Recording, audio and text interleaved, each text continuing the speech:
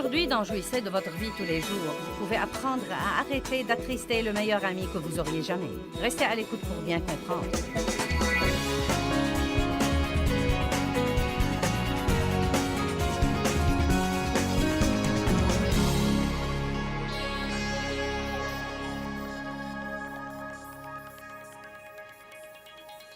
Qu'est-ce qui vous entrave dans votre vie avec Dieu?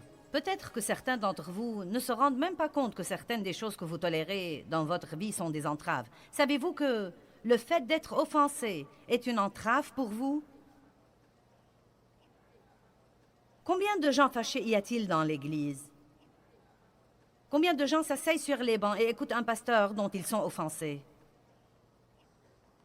Les gens vont à l'Église avec des gens contre qui ils sont fâchés. Le mot « offense » veut dire pierre d'achoppement.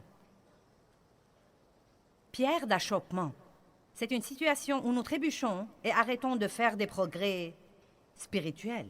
Pourquoi est-ce que le diable fait de gros efforts pour garder tout le monde fâché contre tout le monde et furieux et offensé? Parce qu'il sait que c'est une entrave dans notre vie avec Dieu.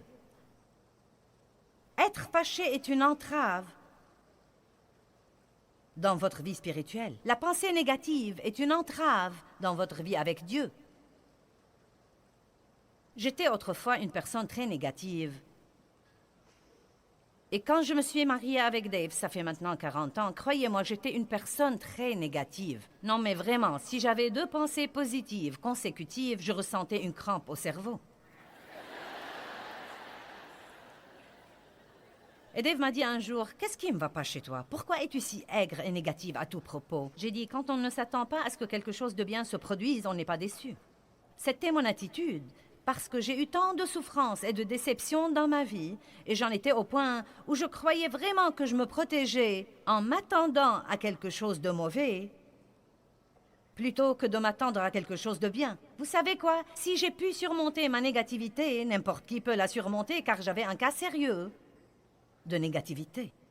Et croyez-moi, cela entrave votre vie avec Dieu. Quand vous êtes négatif, vous devenez un puits bouché. Le flux du Saint-Esprit ne peut pas s'écouler par vous. Pourquoi? Parce que Dieu n'est pas négatif. Il n'y a rien chez Dieu qui soit négatif. Au contraire, tout chez lui est positif. Et si nous voulons avoir la volonté de Dieu dans nos vies, nous devons nous accorder avec Dieu. Accordez-vous avec Dieu. Nous devons faire attention à notre style de vie, faire attention à nos pensées, faire attention à nos paroles. Nous devons garder notre cœur diligemment, car de lui sont les issues de la vie. Dieu ne dit pas qu'il enverra un ange pour garder votre cœur et pour garder mon cœur. Il dit « Gardez votre cœur et gardez-le diligemment ». Cela veut dire que nous ne devons pas permettre aux offenses d'entrer dans notre cœur. Vous savez, vous seriez étonnés si je prêchais ce soir sur les conflits et les offenses, et si je priais pour les gens à la fin, et je vous dis la vérité, car j'ai fait ça pendant tant d'années, et j'ai vu la même chose partout où que je choisissais de prêcher sur ce sujet, et que je disais à la fin de mon message, tous ceux qui ont été convaincus ce soir que oui, il y a quelqu'un contre qui vous êtes fâchés, que oui, vous avez une offense dans votre cœur, levez-vous et je vais prier pour vous. Je n'ai jamais vu moins de 80% de l'audience présente se lever. Jamais. Pas étonnant que nous ne voyions pas la puissance de Dieu affluer. Tant que la première Église restait en accord, elle avait une puissance énorme. Mais oh, Satan travaille si dur pour nous dresser les uns contre les autres. Quelqu'un dit, eh bien, tu sais, je crois au baptême des adultes. Et quelqu'un d'autre dit, eh bien, je crois au baptême des bébés. Donc maintenant, tout à coup, ils se fâchent l'un contre l'autre. Vous savez ce que je leur dis? Il suffit de vous faire baptiser.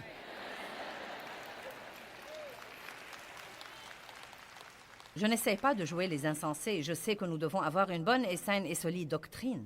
Mais nous nous disputons pour des riens. L'un dit le baptême doit être uniquement au nom de Jésus et l'autre dit non, le baptême doit être au nom du Père, du Fils et du Saint-Esprit. Si ça vous tracasse, dites à ce moment-là, je vous baptise au nom du Père, du Fils et du Saint-Esprit et au nom de Jésus. Vous savez quoi?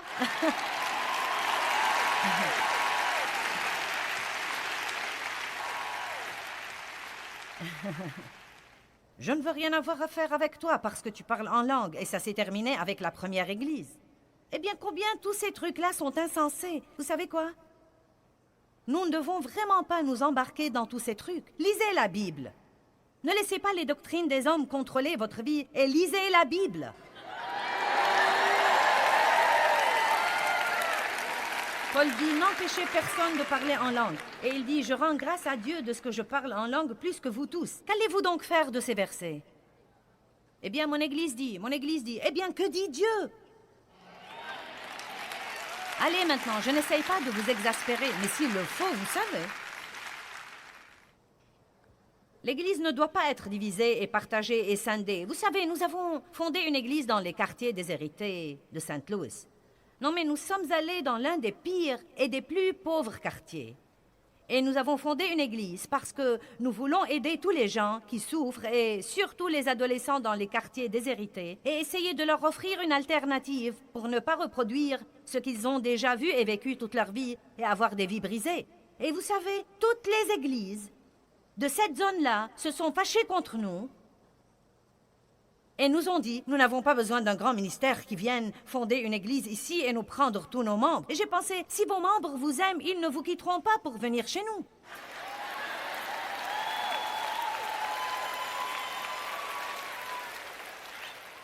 Personne ne peut vous voler vos moutons si vous les nourrissez bien.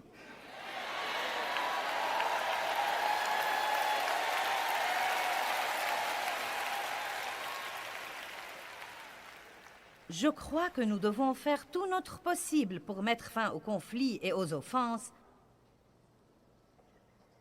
Et la Bible dit, au sujet des offenses, ne vous offensez pas.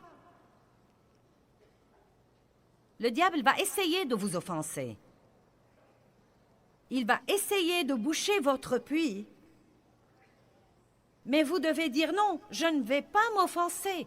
Je ne vais pas vivre ma vie offensée. Je vais rester en paix pour avoir la joie et pour avoir la puissance. Et je refuse de laisser le diable me voler ma puissance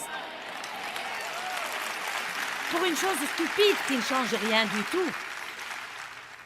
Eh bien, on m'a blessé. Vous savez quoi? Puis-je vous dire quelque chose? Nous, l'espèce humaine, nous nous blessons mutuellement tout le temps. Le seul problème est que nous ne savons pas que nous blessons les autres. Nous savons seulement qu'ils nous blessent. Mon Dieu, nous allons nous amuser ce soir. Amen? Maintenant, je veux vous parler spécifiquement ce soir d'attrister et d'éteindre le Saint-Esprit, parce que ce sont deux points dans la Bible que nous devons prendre très au sérieux. Regardons donc Éphésiens 4:30. Et n'attristez pas, n'offensez pas, ne vexez pas le Saint-Esprit de Dieu, par lequel vous avez été scellés, marqués et classés comme la propriété de Dieu, gardés pour le jour de la rédemption, de la délivrance finale par le Christ, du mal et des conséquences du péché. Maintenant, la Bible amplifiée dit « N'offensez pas Dieu ». Eh bien, vous savez, au lieu de nous soucier de ceux qui nous offensent, nous devons nous soucier davantage de ne pas offenser Dieu. Puis-je vous dire quelque chose? Quand nous maltraitons les autres, cela offense Dieu. Comme vous seriez offensé si quelqu'un maltraitait un de vos enfants. Je me souviens d'un jour où notre Benjamin, qui a maintenant 27 ans, qui aura bientôt 27 ans, jouait. Il voyageait avec nous quand il était petit et il a grandi sous les tables des livres. Et un type qui travaillait pour nous, nommé, mon fils était jeune. Et il était un peu trop actif pour son goût et... Donc, il a été très dur avec mon fils.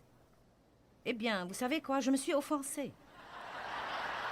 Et je lui ai dit, écoute, c'est mon fils et tu travailles pour moi. Et s'il se conduit mal et que tu viennes m'en parler avec une bonne attitude, je peux t'assurer que je m'en occuperai. Mais si tu veux travailler pour moi, ne sois pas brutal envers mes enfants. Maintenant, si c'est ce que ça m'a fait, et vous savez tous que ça vous ferait la même chose, qu'est-ce que ça ferait à Dieu de nous voir brutaux envers les autres ou de nous voir maltraiter les autres. Et vous savez, nous laissons parfois passer ces trucs et nous ne croyons pas qu'il y a de mal à faire ça. Hein. Et nous nous demandons si nous sommes appelés à aller en Afrique ou en Inde et des choses comme ça. Mais je crois vraiment que ce sont les petits renards qui ravagent les vignes et que c'est la manière dont nous vivons notre vie quotidienne qui est très importante pour Dieu. Et la chose la plus importante pour Dieu est la manière dont nous traitons les autres et notre marche dans l'amour. Et je crois que beaucoup de chrétiens focalisent sur beaucoup de choses qui ne changent rien du tout. Au lieu de se soucier excessivement de la doctrine de quelqu'un qui ne correspond pas à la vôtre, arrêtez de juger les autres et commencez à marcher dans l'amour, parce que Jésus va revenir. Il dit dans Joël, « Tournez-vous, repentez-vous. Tournez-vous, allez de l'avant vers une relation avec Dieu et enlevez toutes les entraves qui vous éloignent de la communion intime avec Dieu. Je ne veux rien qui entrave ma vie avec Dieu. Je ne veux rien qui m'empêche d'entendre vraiment la voix de Dieu. Je ne veux rien qui entrave la sagesse de Dieu dans ma vie. Je ne veux rien qui entrave la grâce de Dieu dans ma vie. Écoutez-moi bien. Si je veux passer ma vie à faire ça, je veux le faire comme il faut. Je ne veux pas jouer et m'amuser et me livrer à des manèges et être tiède et idiote. Je veux être ardente, je veux être en feu, pleine de puissance, passionnée à l'égard de ma vie avec Dieu. Et je veux tout faire à la façon de Dieu. Combien d'entre vous disent Amen à ça? N'attristez pas le Saint-Esprit. Nous devons prier de façon régulière. Dieu, je prie pour ne pas attrister ton Saint-Esprit. Je ne veux rien faire qui t'attriste. Nous reviendrons sur ce point dans un moment et nous lirons quelques versets là-dessus pour voir exactement ce qui l'attriste vraiment. Mais pour le moment, nous allons ouvrir à 1 Thessaloniciens 5, 19.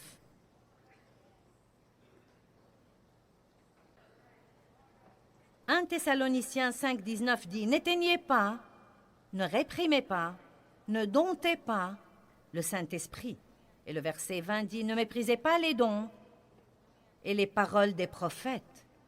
Ne méprisez pas la révélation prophétique, ne méprisez pas l'enseignement inspiré. » Eh bien, on m'a toujours enseigné que nous éteignons le Saint-Esprit quand nous ne laissons pas couler les dons de l'Esprit.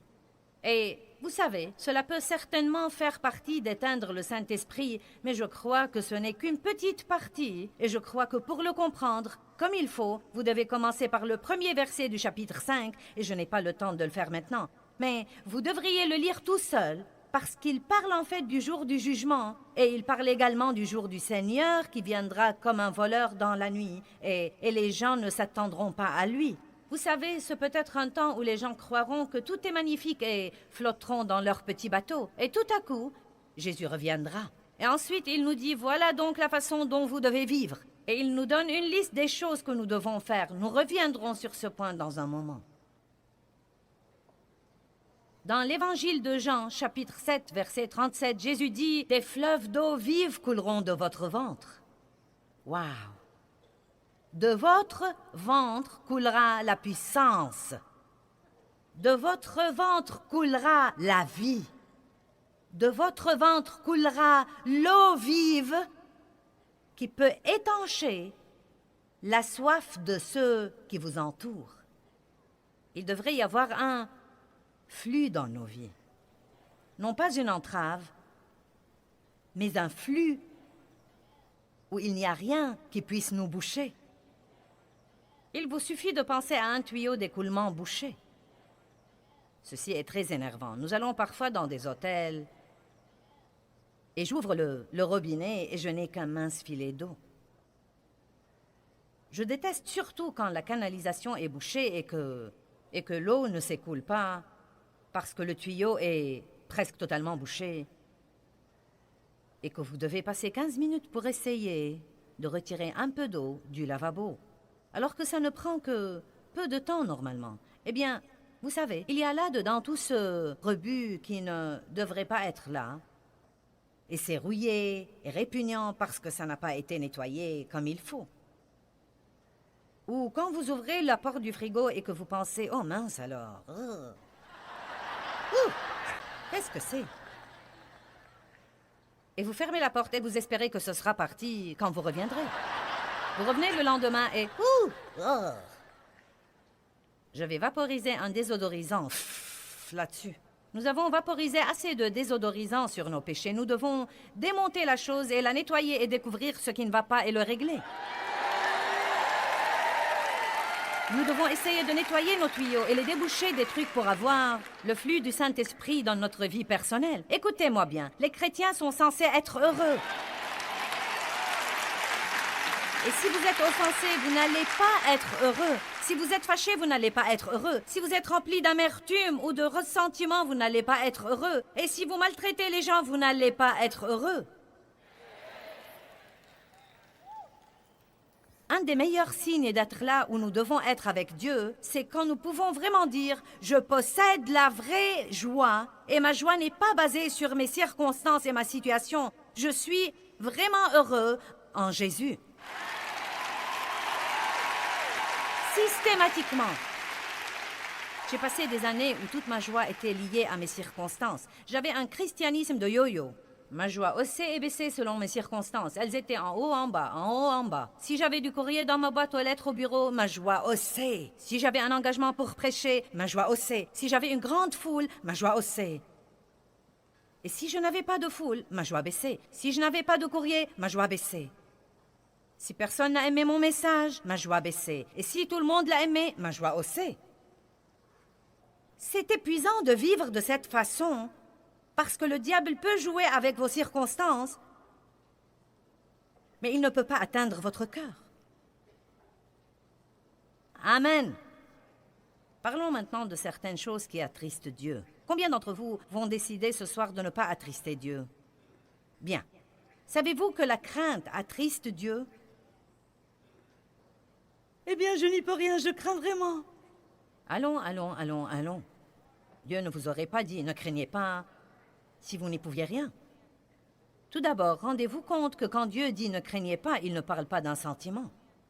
Il parle d'une décision. Vous pouvez ressentir l'émotion de la crainte et ne pas craindre, parce que la crainte veut dire reculer et prendre la fuite. La crainte veut dire chercher à éviter ce que vous savez que vous devez faire. La Bible ne dit pas ne frissonnez pas, ne tremblez pas, ne suez pas. Elle dit ne craignez pas. Vous pouvez faire beaucoup de choses en tremblant.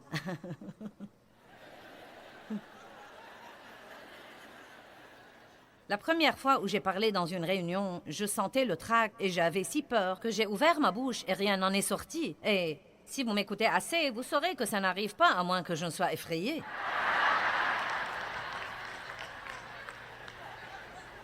La première fois où j'ai prêché avec un interprète, cela m'a intimidée. J'étais effrayée. Mais vous voyez, ce qu'il y a, c'est que j'ai un témoignage. Je suis toujours là. Je n'ai pas reculé, je n'ai pas pris la fuite, je n'ai pas cédé. Je l'ai fait même si j'ai dû le faire en ayant peur. Et il y a des problèmes dans votre vie auxquels vous devez faire face et arrêter de les fuir. Il y a des personnes dans votre vie que vous devez affronter et arrêter de les laisser vous marcher sur les pieds et vous manipuler et vous contrôler. Allez maintenant. J'ai vraiment peur, j'ai peur. Eh bien, votre peur attriste Dieu. Il y a tant de choses que les gens cherchent à éviter à cause d'un sentiment de crainte. Vous devez arrêter d'écouter vos sentiments et consulter votre cœur et voir ce que Dieu veut que vous fassiez. Il y a des gens qui restent toute leur vie dans un travail qu'ils détestent absolument parce qu'ils n'ont pas le courage de faire un pas de foi et d'essayer autre chose. Toujours la même chose, toujours la même chose. Ils prennent le même chemin pour aller au travail, ils parlent aux mêmes personnes. Ils montent le même escalier, ils s'asseyent au même bureau, ils se plaignent des mêmes choses toute la journée. Je déteste ce travail, je déteste ce travail, je déteste ce travail. Je déteste ce trajet au travail, je déteste ces personnes, je déteste ma voiture.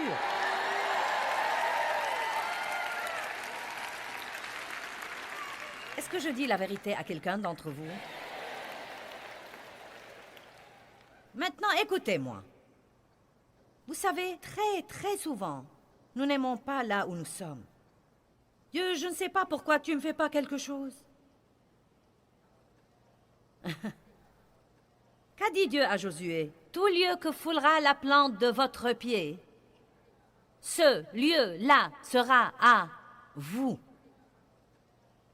Eh bien, vous savez, si je sais qu'il y a un autre travail que j'aimerais mieux et j'en serai satisfait, je quitterai celui-ci. Ce n'est pas de la foi. Parfois, la raison pour laquelle les gens se sentent si déchirés dans leur vie, c'est qu'ils restent accrochés à une chose qui est bien finie pour Dieu depuis 10 ans. Ayez une révélation. Si le cheval est mort depuis 10 ans, descendez-en.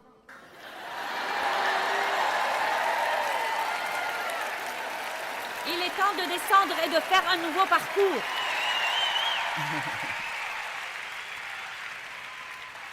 Mais parfois, vous savez, Dieu en a fini de cette chose-là. Il n'y a plus de vie en elle pour vous. Et vous vous y accrochez. Et Dieu met devant vous une nouvelle chose. Et vous essayez de... Oh, mais Dieu la gardera hors de votre portée jusqu'à ce que vous lâchiez l'autre. Oh, mais vous ne voulez pas la lâcher parce que vous voulez prendre celle-là et la regarder et l'examiner, vous en faire une opinion et ensuite regarder celle-ci et regarder celle-là et regarder celle-là. Et cela ne demande pas de la foi. Sans la foi, il est impossible d'être agréable à Dieu. Vous attristez l'Esprit de Dieu quand vous laissez la crainte vous voler votre destinée. Dieu est avec vous. Par conséquent, vous ne devez pas craindre. Et vous n'expérimenterez jamais la fidélité de Dieu si vous ne faites pas un pas de foi.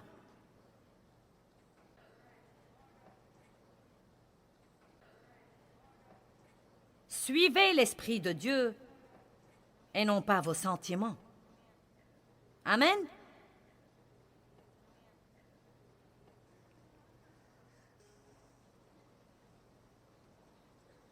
La crainte attriste Dieu. Une autre chose qui attriste Dieu, c'est les paroles vaines, stupides, inutiles, impuissantes, négatives.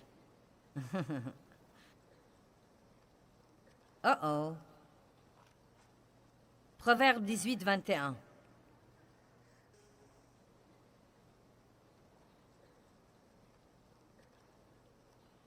Mon Dieu, nous devons comprendre la puissance des paroles.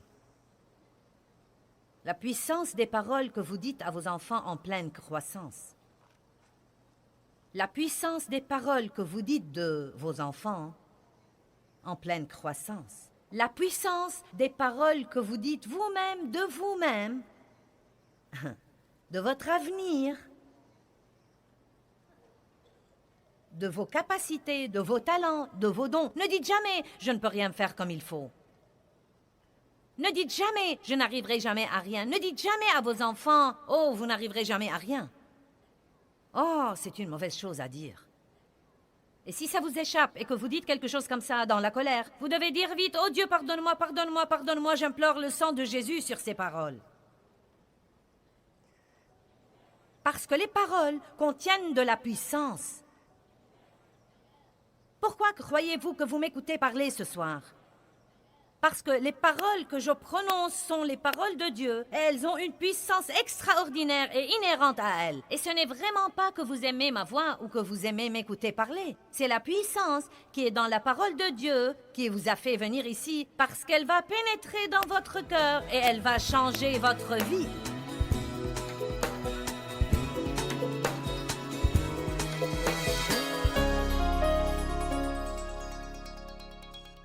Nous avons parlé aujourd'hui de ne pas attrister le Saint-Esprit. Et je crois que c'est un sujet très important que nous devons comprendre et nous devons veiller à ne pas attrister le Saint-Esprit. Il est votre très, très, très bon ami et il ne cherche qu'à vous aider.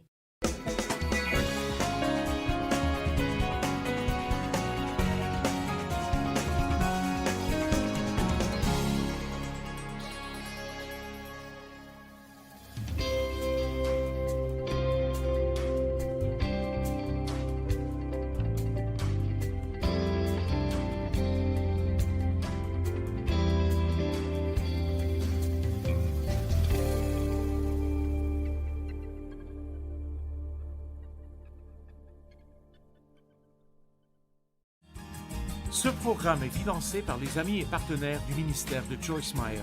Faisons un effort pour engendrer les choses que Dieu veut engendrer.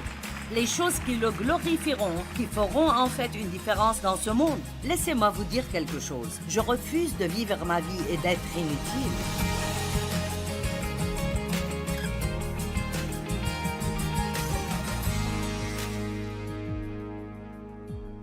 La foi fait le premier pas avant de savoir ce que le suivant sera.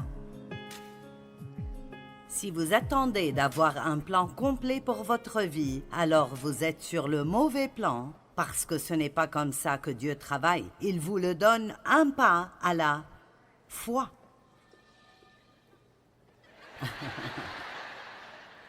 Peut-être que c'est juste comme un amen du ciel, je ne sais pas. Acceptez la possibilité d'avoir tort pour savoir si vous avez raison. Si vous n'êtes pas prêt à avoir tort, alors vous n'avancerez jamais avec Dieu. Parce que vous devez marcher dans cette foi aveugle en croyant ce que Dieu a mis sur votre cœur. Et il y a toujours cette peur, et si j'ai tort, et si j'ai tort. J'espère que nous avons établi que ce n'est pas la fin du monde. Si vous avez pris une mauvaise décision, ça ne veut pas dire que vous êtes mauvais. Ça veut dire que vous tâtonnez et vous essayez de découvrir ce que Dieu veut que vous fassiez. Et je pense que Dieu apprécie ce genre de courage. Quiconque croit qu'il peut toujours faire ce qu'il a toujours fait est insensé. Parce qu'il y a toujours quelque chose qui change dans nos vies. Notre but devrait être d'être guidé par le Saint-Esprit. Ça devrait être le but numéro 1 de tout croyant, d'être dirigé et guidé par le Saint-Esprit, de plaire à Dieu plutôt qu'aux hommes. Amen. Et la vie dirigée par l'Esprit est une vie pleine d'aventures. Maintenant, Dieu nous donne tous des dons. Chacun d'entre nous a un genre de don, de talent, que Dieu nous a donné.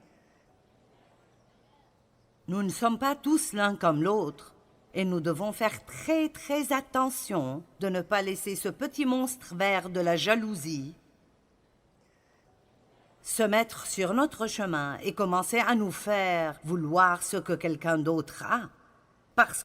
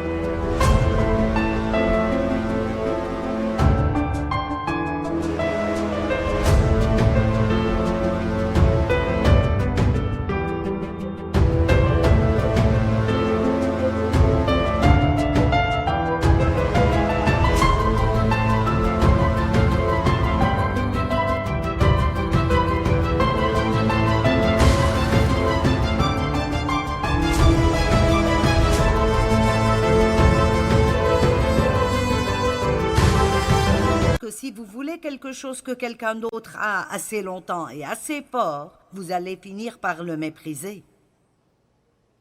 Et Dieu veut que nous nous aimions l'un l'autre. Notre corps fonctionne dans l'unité. Mes mains aident mes pieds à se chausser. Cette main m'aide à mettre cette bague. Cette main m'aide à mettre cette bague. Ainsi, notre corps fonctionne dans l'unité et n'est pas jaloux. Aucune partie n'est jalouse de l'autre.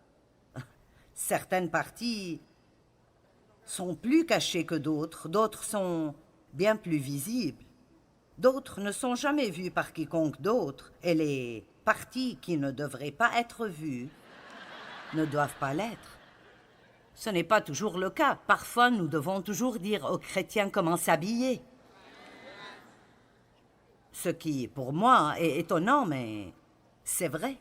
C'est pourquoi Jésus nous appelle des brebis. Les brebis sont les animaux les plus débiles qui existent. Saviez-vous cela? Il n'a pas dit ça comme une insulte. Il voulait dire que nous avons besoin de direction et d'être guidés. Et c'est pourquoi je pense que c'est si bien quand vous avez un pasteur ou un enseignant biblique qui prend le temps d'enseigner les choses pratiques dont vous avez besoin pour votre vie, qui n'enseigne pas et ne prêche pas toujours une certaine doctrine religieuse qui sonne comme s'il savait beaucoup, mais qui ne vous aide pas vraiment dans votre vie de tous les jours. Amen. Et donc, faites très attention si vous souhaitez faire ce que quelqu'un d'autre fait, parce que si vous passez votre temps à souhaiter cela, vous manquerez ce que Dieu veut que vous fassiez. Et il y a un petit exemple que j'ai utilisé, et je ne vais pas m'attarder dessus, mais ça illustre ce que je dis. Vous savez, mes doigts peuvent avoir des bagues. J'aime beaucoup celle-là parce que quelqu'un me l'a donnée. J'ai donné ma bague de mariage. Il y a des années, ce que j'ai senti que Dieu voulait que je fasse dans la foi. Et elle n'avait pas beaucoup de valeur, mais c'était tout ce que j'avais en ce temps. Et j'ai commencé à croire Dieu pour une magnifique bague de diamants, ce que je ne pouvais pas m'acheter. Et comme la plupart des prières, j'ai dû attendre longtemps et une dame est en fait venue à l'une de nos conférences. Et elle avait cette bague dans une boîte et elle l'a donnée à Dave et elle a dit « Ceci est de mon mariage précédent et c'est la seule chose qui m'appartienne qui n'est pas rapport avec mon mari actuel et je veux que Joyce l'ait. » Et c'est une bague de diamant magnifique. Mais pour moi, c'est de Dieu et donc j'aime particulièrement.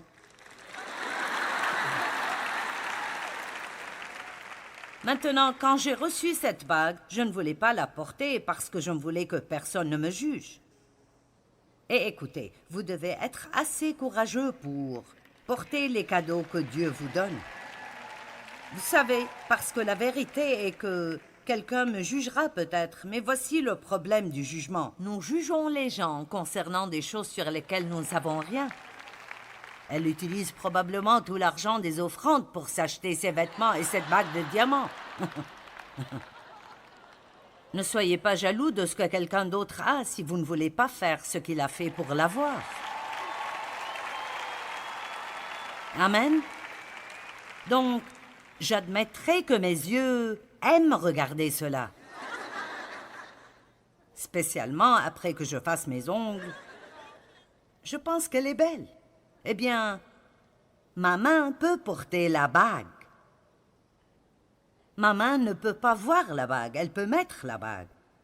Mes yeux peuvent voir la bague, mais ils ne peuvent jamais mettre la bague. Maintenant, et si mes yeux étaient jaloux et disaient « Nous sommes fatigués de regarder ta bague. »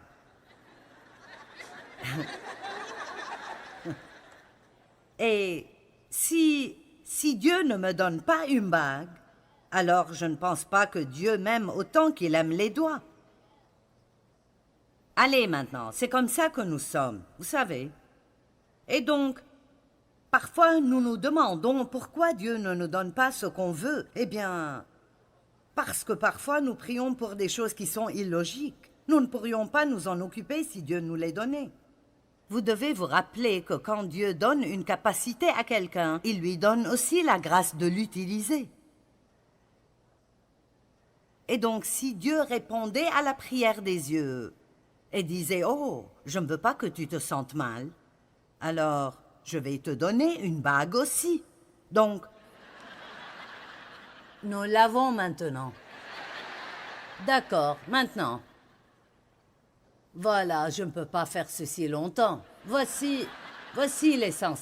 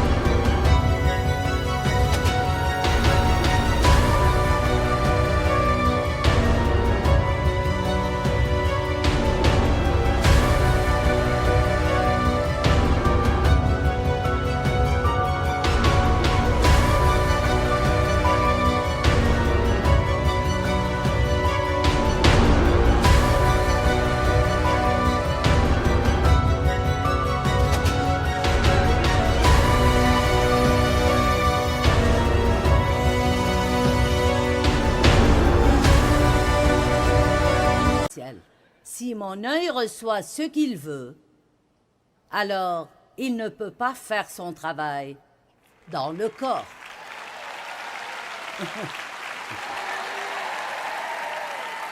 Allez.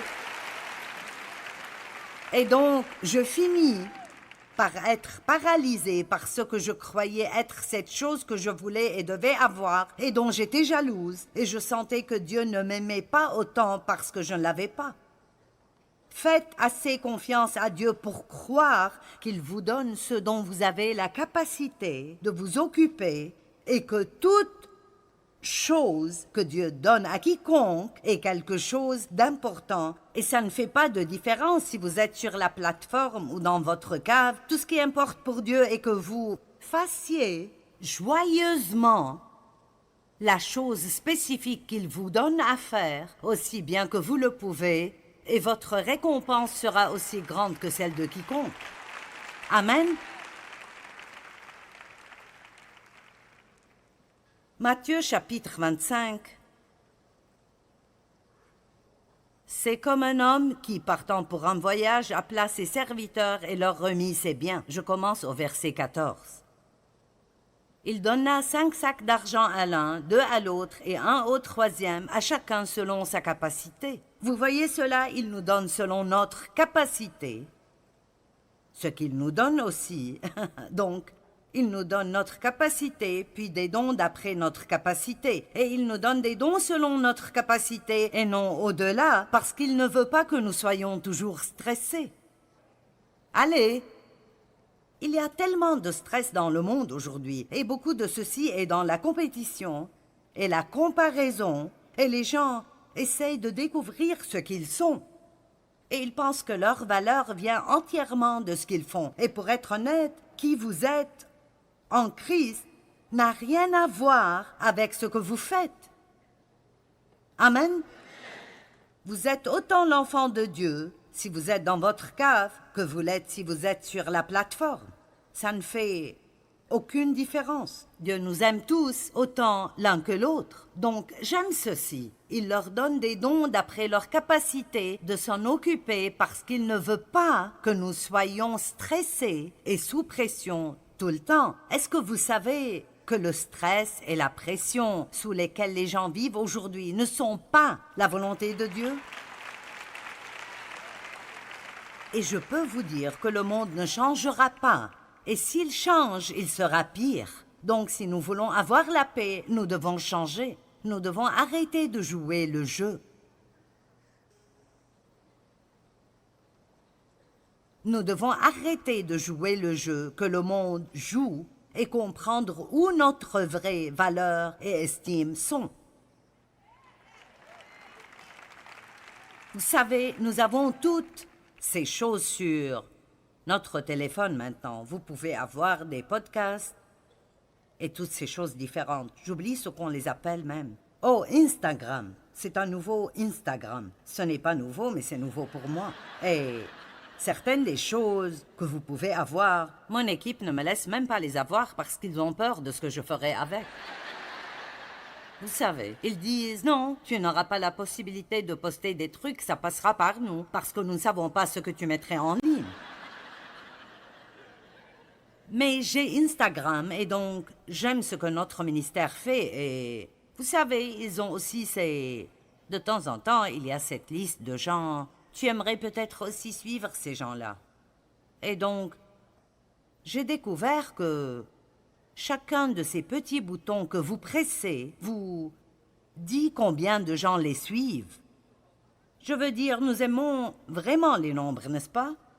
Et vous savez, je sais mieux que cela, mais il y a quelques jours, j'ai vu ce type que j'aime et que j'écoute parfois et j'ai pensé, mon Dieu, ce type a beaucoup de gens qui le suivent.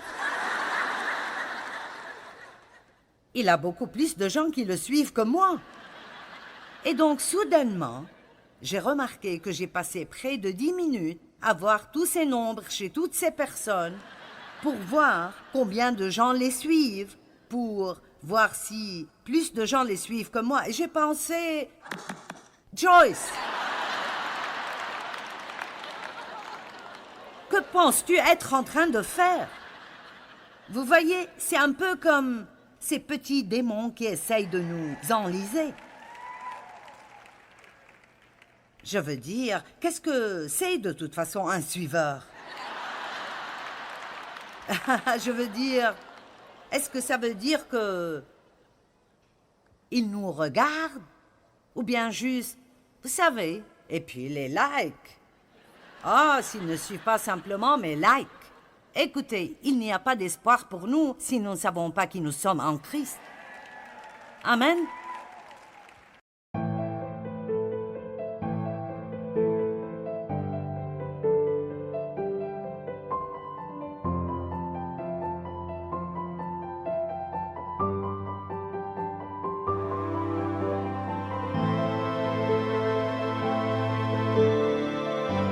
Veux-tu être mon ami sur Facebook? Qu'est donc un ami sur Facebook? Vous ne savez pas s'il est votre ami. Sera-t-il là pour vous quand vous avez besoin de lui? Nous ne savons même plus ce qu'est un véritable ami. Oh, il est mon ami sur Facebook. Vous devez aller étudier ce qu'un ami est. Un ami est quelqu'un qui sera là pour vous quand vous êtes malade, et sera là quand vous devez déménager, quand vous passez une mauvaise journée, et sera là pour vous quand votre cœur est brisé.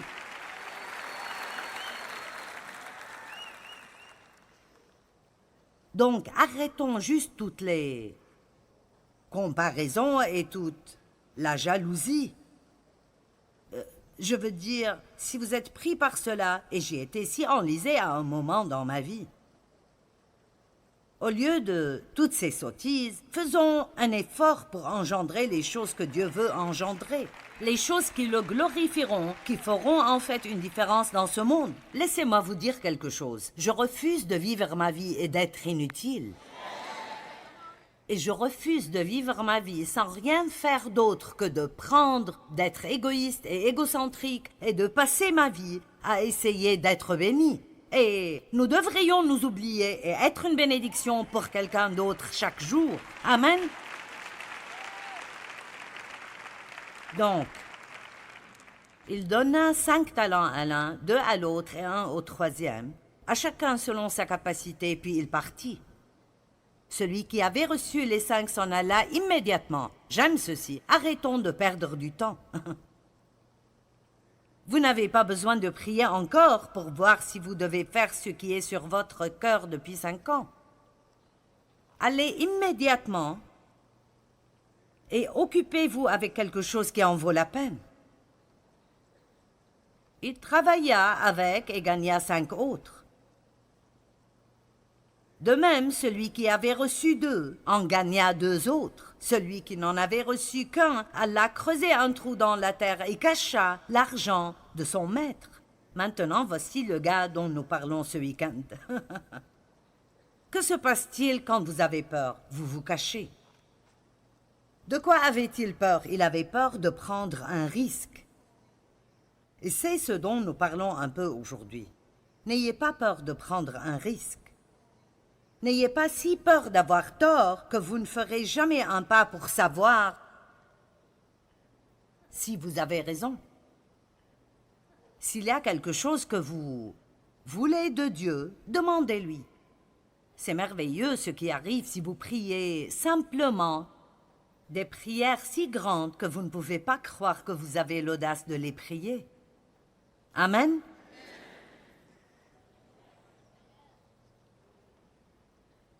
Il cacha l'argent de son maître. Longtemps après, le maître de ses serviteurs revint et leur fit rendre des comptes. Vous voyez cela, ils ont dû rendre des comptes. Maintenant, quand Jésus reviendra, nous rendrons tous des comptes, la Bible dit. Maintenant, si vous êtes un vrai croyant en Jésus-Christ et vous l'avez reçu comme votre sauveur, vous ne serez pas jugé concernant le salut. Il y a des écritures, je n'ai pas le temps d'y aller, dans 1 Corinthiens, mais elle dit simplement que nous passerons tous par le feu. Quand je pense à ce jour, ça m'enthousiasme. Et j'ai une peur révérentielle. Et il dit que ce que nous aurons fait avec de bonnes motivations, qui sont de l'or pur, nous serons récompensés pour cela. Mais les choses qui sont faites de bois, de paille, ou en d'autres termes, les choses que nous avons faites avec de mauvaises motivations, ou pour être vues, ou pour la popularité, ou quoi que ce soit, la Bible dit que ces choses seront toutes brûlées par le feu. Et nous perdrons notre récompense, bien que la personne elle-même sera sauvée comme par le feu. Donc le salut n'est pas basé sur nos bonnes actions, il est basé sur notre foi en Jésus-Christ. Mais ne vous y trompez pas, la Bible dit très clairement qu'il y aura des récompenses ou une perte de récompense pour les œuvres que nous faisons alors que nous sommes ici sur terre. Vous me suivez? Mais est-ce que vous me comprenez? Jésus va revenir.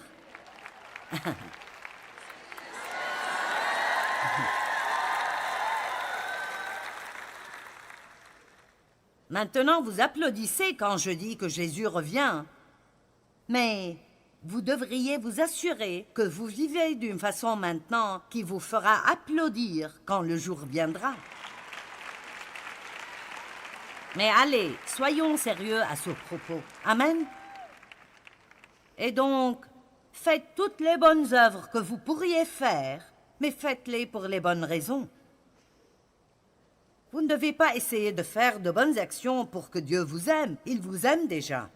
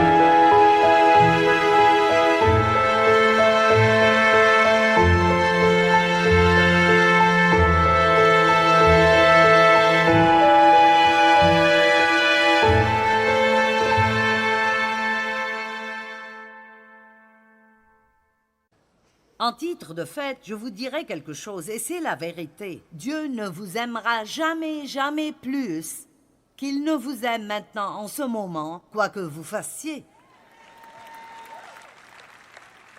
Pour certains, ceci est déprimant. Eh bien, s'il ne m'aime pas plus quoi que je fasse, alors pourquoi me fatiguer à essayer de faire ce qui est juste? Parce que nous faisons ce qui est juste, parce que nous l'aimons, pas pour qu'il nous aime plus. Allez, avez-vous entendu cela? Je veux bien traiter les gens parce que je crois que ça bénit Dieu quand nous traitons bien les gens. Je veux faire tout ce que je peux faire pour lui à cause de tout ce qu'il a fait pour moi. C'est difficile pour nous de comprendre que Dieu nous aime librement par sa grâce, par sa miséricorde. Nous sommes sauvés par la grâce, mais cela ne veut toujours pas dire que nous n'essayons pas de faire toutes les bonnes œuvres que nous puissions faire. Nous ne sommes pas sauvés par elle, mais si nous l'aimons et nous apprécions ce qu'il a fait pour nous, alors nous les ferons. Donc oublions cette idée que là où nous allons avoir une bénédiction.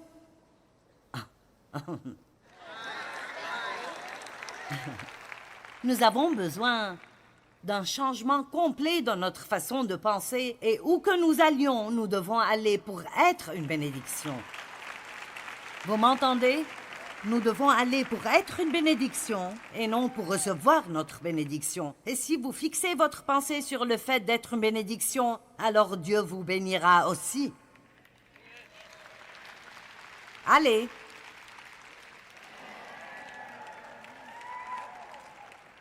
C'est la façon chrétienne de penser. Amen. Et si nous ne faisons pas cela, alors nous ne sommes pas différents du reste du monde.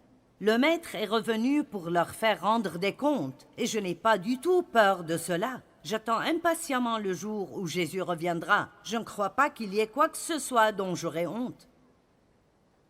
Et je ne veux pas que quiconque d'entre vous ait honte de quoi que ce soit non plus. C'est pour cela que c'est urgent dans mon cœur de faire tout ce que je peux pour que les gens puissent être le meilleur qu'ils puissent être maintenant. Vous me comprenez? Toute personne ici peut prendre une décision aujourd'hui d'être un peu meilleure. Et ce que vous faites en public, quand vous pouvez être vu, n'importe pas plus que ce que vous faites derrière les portes fermées, quand personne ne regarde, parce que c'est le vrai vous. Amen.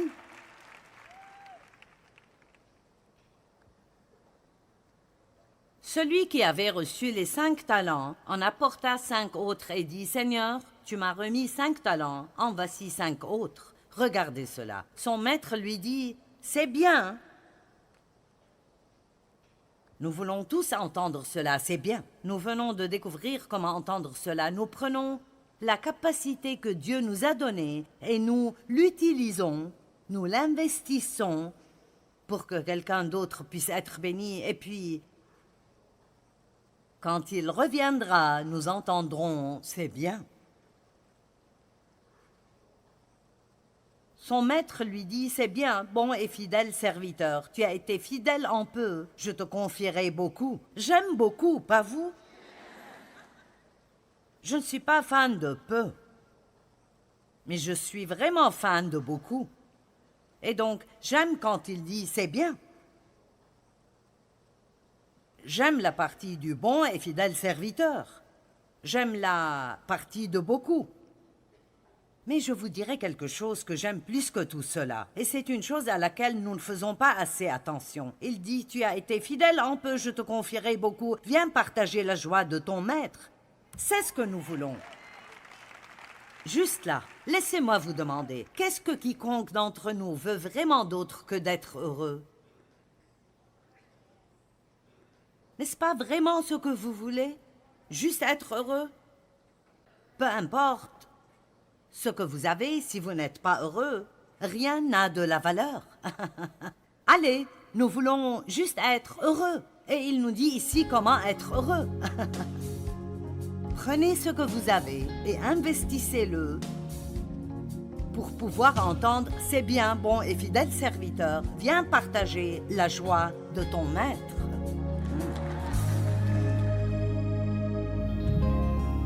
Eh bien, pour pouvoir engendrer votre rêve de Dieu, vous devez rester fidèle et persévérer. Et ce ne sera pas toujours facile, mais avec Dieu, toutes choses sont possibles.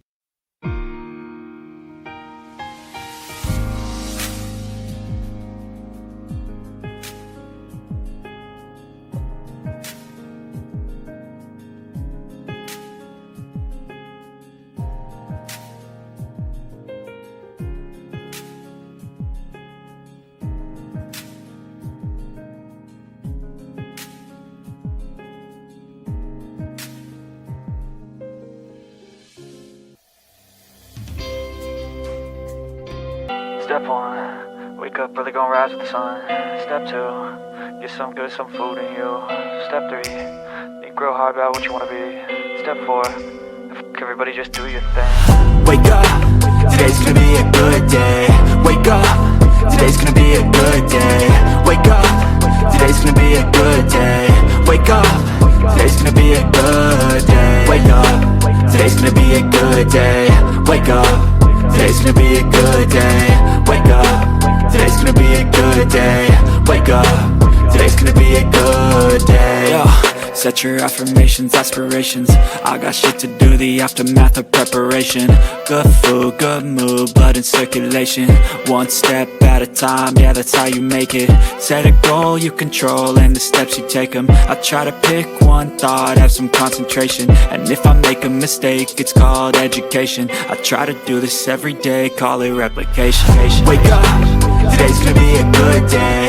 Wake up, today's gonna be a good day. Wake up, today's gonna be a good day. Wake up, today's gonna be a good day. Wake up, today's gonna be a good day. Wake up, today's gonna be a good day. Wake up, today's gonna be a good day. Wake up, today's gonna be a good day. So life ain't easy, yo, I think there's a reason though. Ups and downs, just like every different season, yo. Sometimes I'm high, other times I'm barely breathing, though. I always gotta fight and hide from the demons, yo. Negative thoughts are poison, they rot. Head full of flies, so here come the clouds. They'll never stop unless I can swap all the bad for the good in my head when I'm lost. Yeah, so I'ma fake it till I make it. Positive thoughts are overtaken, I got patience. One day at a time is how you operate a cadence. A flow, you grow, you show yourself a foundation. Stay away from all the shit that causes temptation. I know that I like to do it cause it's sensation. I live my life in my head like a narration. Don't expect greatness, do my best, man, I'll take it. Wake up, today's gonna be a good day. Wake up, today's gonna be a good day. Wake up, today's gonna be a good day. Wake up, today's gonna be a good day. Wake up, today's gonna be a good day. Wake up, today's gonna be a good day. Wake up, today's gonna be a good day.